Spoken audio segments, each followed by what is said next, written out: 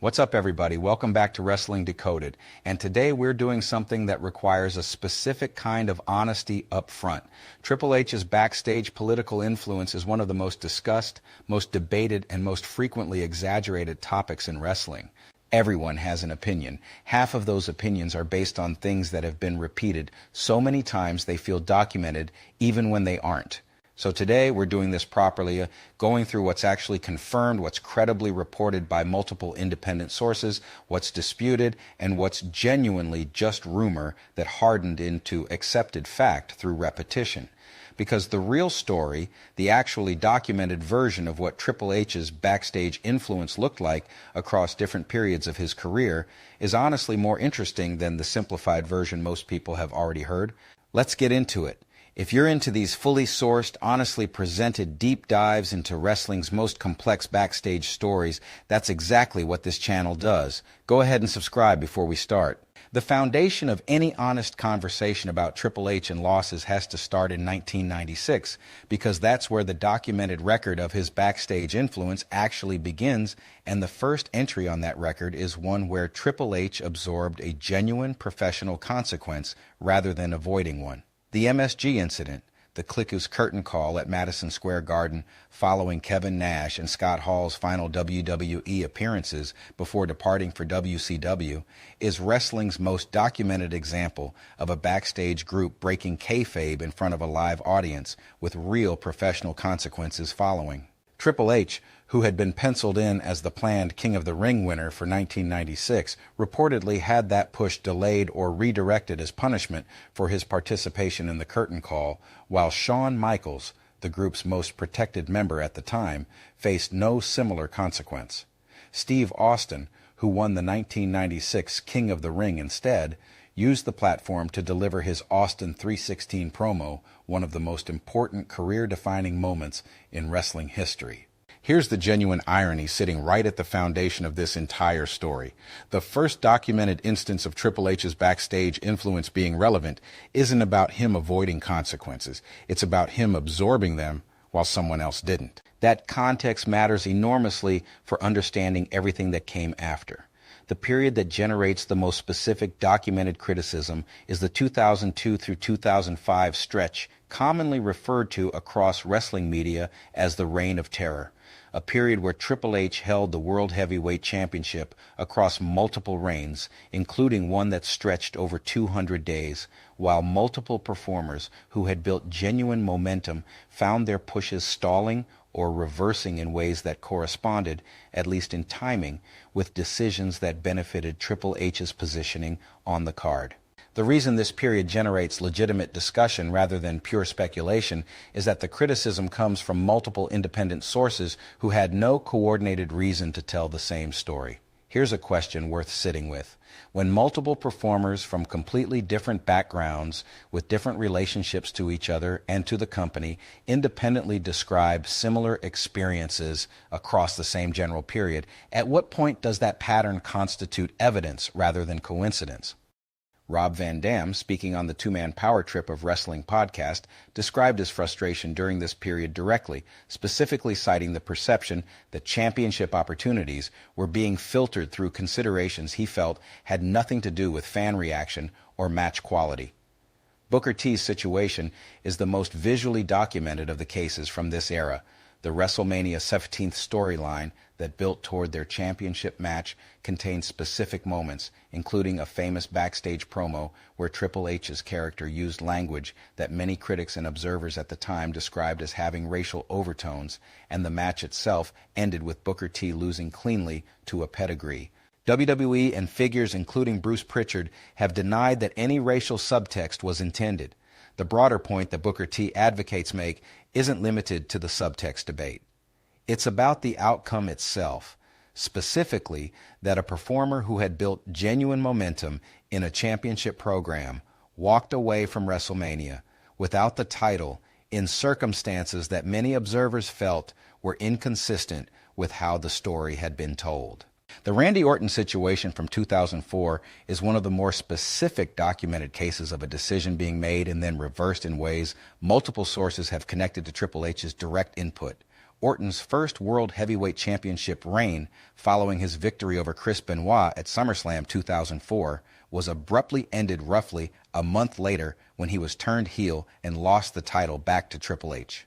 The speed of that decision, a championship reign of less than 30 days for a performer who had just been positioned as the company's next generational star, was described by multiple observers at the time as premature at best and counterproductive at worst.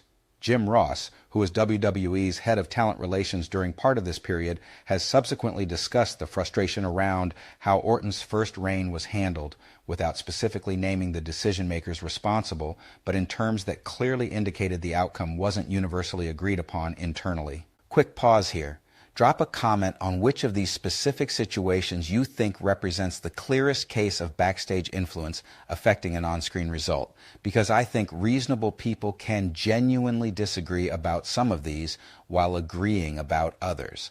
The counter-argument to the Reign of Terror narrative, and it's a counter-argument that deserves honest engagement rather than dismissal, is that Triple H's championship positioning across this period reflected a genuine creative judgment that he was the most reliable main event performer available during a period when several of WWE's other top stars were either unavailable due to injury, had recently departed, or hadn't yet fully established themselves at the top of the card. Stone Cold Steve Austin had retired from in-ring competition. The Rock was largely working part-time.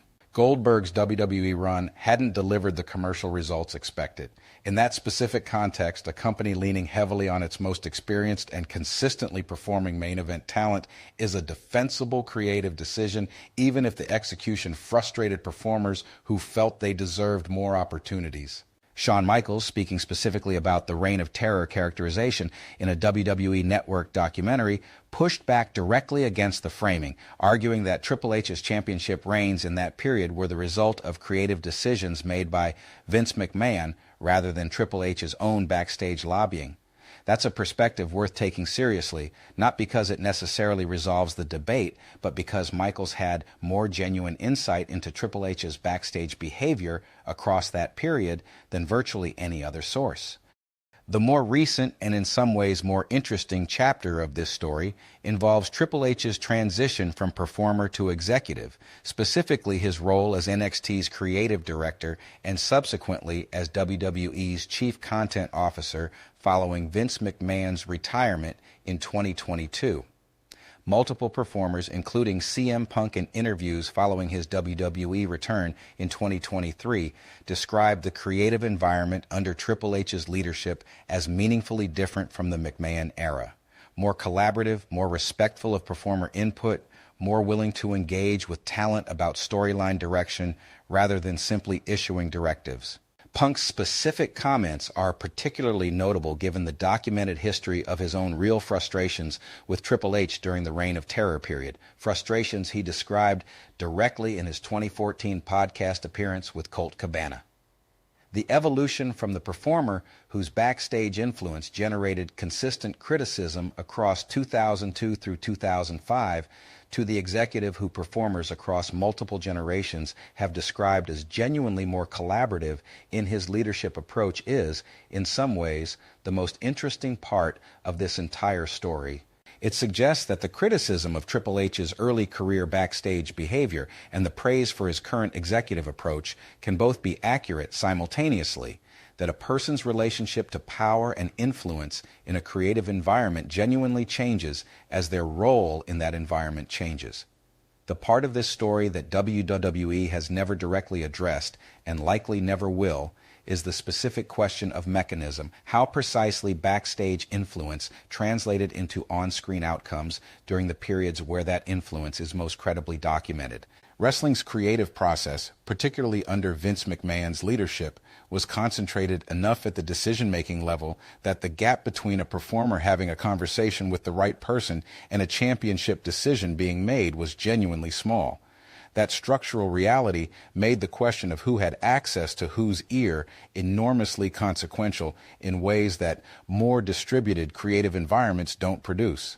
Triple H's relationships, particularly his marriage to Stephanie McMahon in 2003, gave him access that few other performers had in a creative process where access was a primary form of currency. So here's the honest, fully documented version of this story.